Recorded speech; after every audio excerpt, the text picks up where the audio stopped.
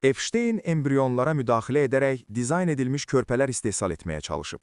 Azğın İş adamı bu layihə ilə bütün dünyaya öz DNT-sini yaymağı məqsəd qoymuşdu. ABŞ Ədliyyə Nazirliyinin dərc etdiyi yeni sənədlərlə və şəbəkəsi ilə tanınan Epsteinin eyni zamanda qeyri-insani təcrübələr planlaşdırdığı da ortaya çıxdı. Sənədlər göstərir ki, Epstein özünə dəli alim deyən Brian Bishopla birlikdə dizayn körpələr və hətta insan klonlamasına qədər gedib çıxa biləcək layihələri maliyyələşdirib. E-poçtlara görə 5 il ərzində ilk dizayn edilmiş insan körpəsi istehsal ediləcəkdi. Siçan təcrübələri, embrion müdaxilələri, xaricdəki laboratoriyalar və Epsteinin yazdığı o qorxunc cümlə. embriyonu yerləşdirib 9 ay gözləməyi sevirəm. Eyni dövrdə prokurorlar Epsteinin 11 yaşlı uşaqlar da daxil olmaqla zərərçəkənləri öz adasına qaçırdığını müəyyən edirdilər. Yəni, istismar davam edərkən təcrübə planları hazırlanırdı. Epsteinin xəyalı daha da ürküdücü idi.